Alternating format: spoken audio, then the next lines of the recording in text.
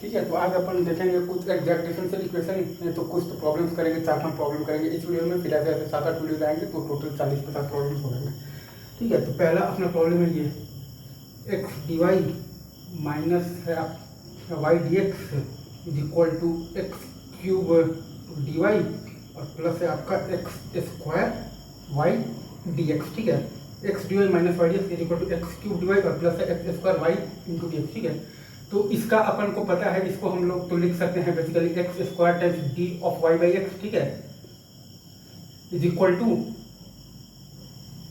फिर ये बचा है basically x cube d y और प्लस है आपका x square y d x. ठीक है, एक्स स्क्वायर को इस साइड लाएंगे तो आ जाएगा आपका d of Y by x is equal to x square से गया तो एक्स डी वाई और प्लस है आपका तो वाई डी एक्स। ठीक है, तो ये आ गया D of Y by x is equal to आ गया तो डी एक्स वाई आ गया। ठीक है, अब इसको दोनों साइड में अगर आप इंटीग्रेट कर देंगे तो y by x is equal to x y और प्लस आ गया आपका सी कॉन्स्टेंट ऑफ इंटीग्रेशन। ये है आपका तो पहला सवाल था, इजी है।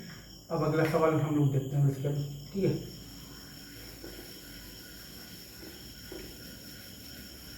अगला सवाल है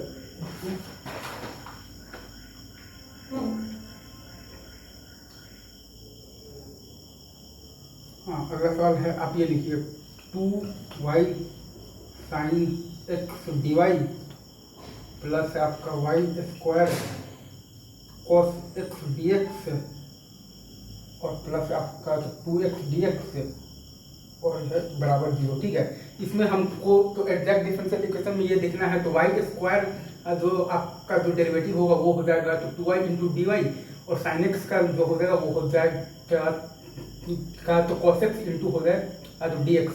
तो इसको अपन तो ये जो दोनों जो टर्म है इसको अपन लिख दिए तो d of y square into sine x. ठीक है, और ये आपका आ गया प्लस तो 2x डी एक्स और ये आ गया इज इक्वल टू 0।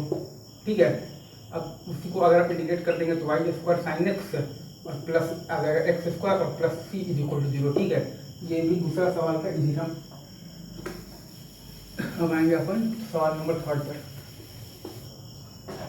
दूसरा सवाल आप लिखिए, ये है आपका x square Y square D X plus Y x into D x is equal to X into D Y. ठीक है, x square Y square D x तो plus Y into X into D x is equal to X into D Y. ठीक है, तो इसमें अपन इसको जब ले जाएंगे इस साइड तो ये आ जाएगा basically x square Y square D x is equal to X into आपका D Y minus Y x into आपका हाँ तो डी एक्स। ठीक है, तो इसको अगर आप तो लिखना चाहेंगे तो लिख सकते हैं d of y upon x. ठीक है, ये आ जाएगा और दोनों साइड आप अगर तो डिवाइड कर देंगे तो 2x से तब अच्छा एक सेकेंड, फिर ये है आपका एक्स स्क्वायर वाई स्क्वायर तो डी एक्स है, लेकिन ऐसा जब आप लिखेंगे तो आपको 2x से अगर आप डिवाइड तो किए हैं तो आपको मल्टीप्लाई भी करना पड़ेगा। ठीक है, तो आपको ऐसे लिखना पड़ेगा। अब इसमें अगर आप 2x और भाई ये आपका है तो वाई स्क्वायर है तो x square into D x is equal to d of y upon x और नीचे में आप लिख सकते हैं तो वाई स्क्वायर अपॉन 2x। ठीक है, ये हो गया। अब इसमें आप दोनों साइड अगर आप वो कर देंगे इंटीग्रेट कर देंगे तो आपका आ जाएगा x cube upon 3 is equal to ये आ जाएगा माइनस एक्स अपॉन वाई और प्लस सी। ठीक है, ये एक तरीका है।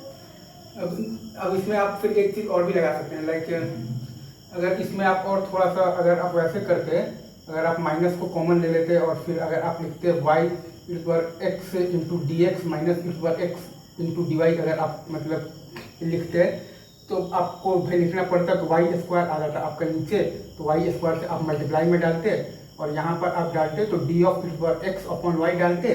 ठीक है, और ये फिर इज इक्वल टू लिखते x square Y square D x, तो वाई स्क्वायर से वाई स्क्वायर होता है डन। ठीक है, तो x square to d x मतलब कि x cube upon 3 is equal to minus x upon y और प्लस सी आता, दोनों ही तरीका से सेम रिजल्ट आता। ठीक है, अब इसमें इसके बाद एक सवाल और अपन करेंगे, देखिए इसके बाद एक सवाल और है, वो है आपका